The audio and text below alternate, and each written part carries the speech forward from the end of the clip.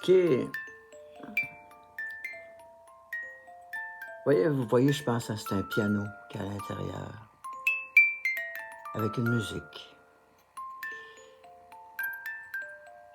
Chopin. Ah, vous allez me dire, c'est quoi le rapport avec la philosophie? Ce qui est extraordinaire chez le philosophe, c'est que tout peut servir de déclencheur d'une tâche de connaissance. Même de déclencheur d'une épopée d'une tâche de connaissance. Et même le déclencheur d'une épistémologie, d'une épopée d'une tâche de connaissance. Je prends juste je vous le remonte maintenant qu'il n'y a plus de neige. Le piano. Alors, prenons le cerveau d'un philosophe, qui lui est amoureux du château des questions. La première chose qui me surgit à l'esprit, c'est quand la première fois qu'un piano était accordé. On est à l'époque de Beethoven. Pourquoi on utilisait le clavecin? Parce qu'on n'arrivait pas à accorder un piano quand on le crée. Mais au moment où on accorde le piano, que fait le bourgeois? Il achète un piano pour que sa fille puisse jouer du piano dans la maison, mais il faut de la musique. Et parce que le piano est accordé, on invente la musique en feuille. Et qu'est-ce que la musique en feuille? C'est ce dont se sert la fille du bourgeois qui n'a pas beaucoup de talent pour apprendre à jouer du piano puis suivre. Mais là, pour ça, il faut créer de la musique. Et l'arrivée du piano accordé arrive à peu près en même temps que Beethoven. Alors pourquoi Beethoven a des mélodies si simples à travers une musique classique? C'est compliqué. Ta ta ta ta, ta ta ta, ta da da da da da da da da da. Ben, c'est d'abord pour le piano accordé. Parce qu'on est capable de prendre la musique en feuille, puis d'arriver à la maison du bourgeois, puis si t'es pas capable de tout jouer, t'es capable de jouer mélodie. Da da da da da da da da. Alors quel rapport ça a avec la philosophie? Ben, chez un philosophe, une question en amène une autre, en amène une autre, en amène une autre, en amène une autre. Et curieusement, c'est souvent des chemins impossibles que j'appellerais à la recherche du code perdu. Parce que sous toutes les épistémologies des épopées, des tâches de connaissance, tous les êtres humains ont des tâches de connaissance qui déclenchent chez eux quelque chose. Par exemple, prenez cette veste que j'ai sur le dos. Je l'aime pas. Je l'ai jamais aimée. Je porte la même veste, j'en ai pas deux, j'en ai juste une. Ça fait à peu près au moins 7-8 ans que j'ai la même veste. Pourquoi je la porte? Parce que ça me permet de réfléchir sur la haine. Je suis pas capable d'haïr un être humain, mais je suis capable d'haïr une veste. Qu'est-ce qui fait que j'haïs cette veste-là? D'abord, je déteste le brun. Mais en même temps, pourquoi dès que je la regarde, j'ai une sensation de haine envers la veste, pas envers moi-même, parce que j'aime bien la chemise que j'ai en dessous, par exemple. Alors, n'importe quoi peut servir de déclencheur. Alors, j'en arrive à Beethoven. Et ça m'amène à une autre pensée à propos de Beethoven. Quand il rencontre le prince, il lui dit « Tu es roi par le sang, je suis roi par le talent, par le génie. » Ah, on est dans Beethoven. Et c'est drôle, le piano me rappelle que pour un philosophe, pas pour un professeur de philosophie, pour un philosophe, les réponses, ce sont des fictions qui ont réussi. Prenons l'Église catholique, par exemple, avec ses milliards de croyants, les quatre clous du Christ, c'est correct, pas de problème. Mais ça reste une fiction qui a réussi. Pourquoi je vous dis ça? Pas à cause que j'en ai contre l'Église. Parce que immédiatement, comme la philosophie, c'est de la musique, et que dans l'histoire de la philosophie, quand tu rentres à l'université ou au cégep, on va t'enseigner les présocratiques. Qui sont les présocratiques? Ce sont les premiers Grecs qui ont eu, si tu veux, des questions avec une intention de les résoudre scientifiquement, hein, à partir de Thalès de Milet. Mais en réalité, la musique de la philosophie commence bien avant ça. pour un philosophe. Et le philosophe a une intuition qui part de son rêve, qui dit, ça serait-tu extraordinaire que dans la recherche du code perdu de l'épistémologie, de l'épopée, des tâches de connaissance, que la Grèce, ou Athènes, ou la Grèce, pourquoi la philosophie est née là?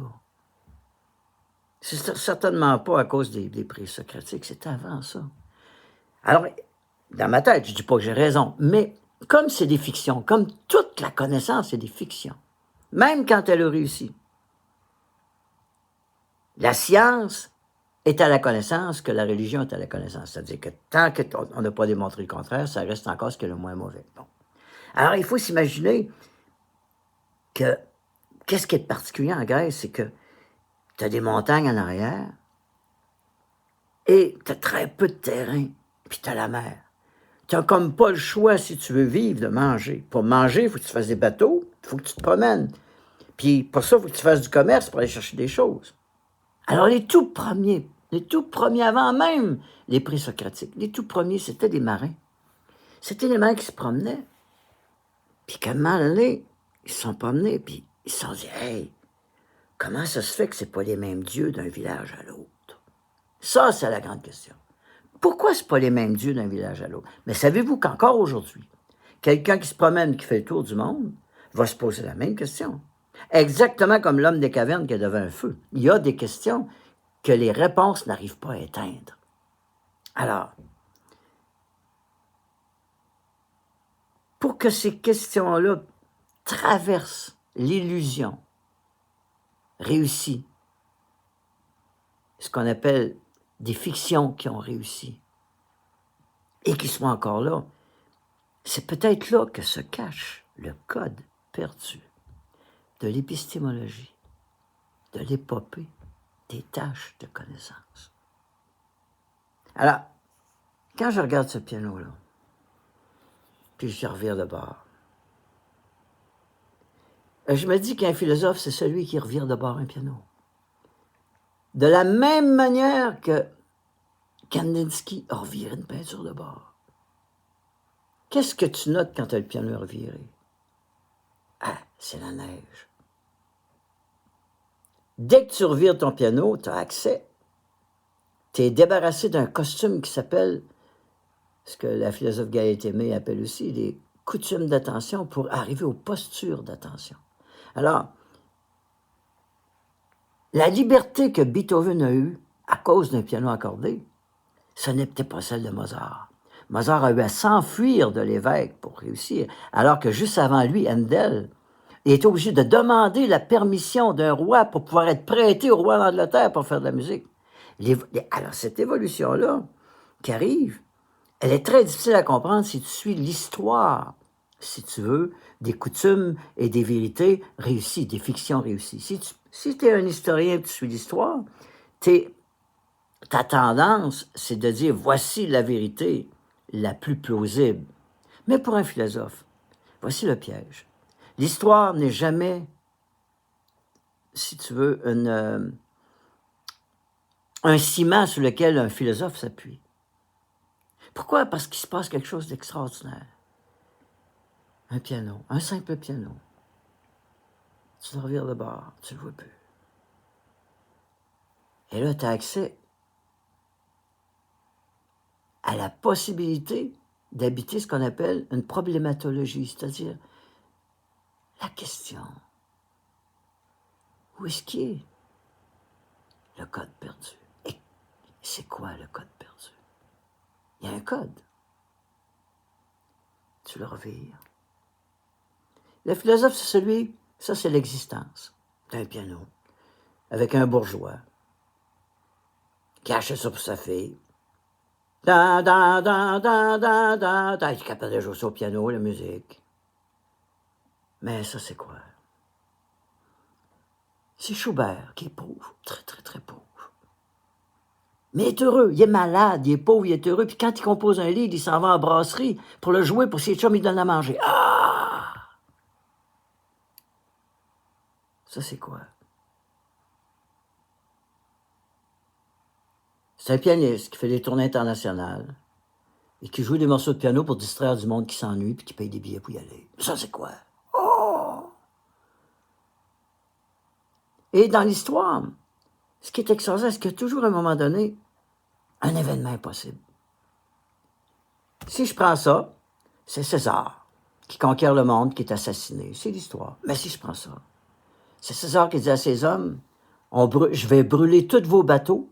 Puis si vous voulez qu'on s'en revienne, il faut prendre les bateaux de l'ennemi. Puis il brûle les bateaux. Il brûle les bateaux. Comment tu peux penser, quand tu as un piano, que si tu brûles tes bateaux, tu vas gagner? Mais, si tu regardes. Alors, c'est la façon aussi dont la physique quantique fonctionne. Ça, c'est la physique ordinaire. Ça, c'est la physique quantique. Dans la physique quantique, le même atome peut être à deux places en même temps. La logique humaine ne peut pas le comprendre. Où est le code perdu? Alors, voyez-vous, pour moi, un simple piano pour un philosophe reste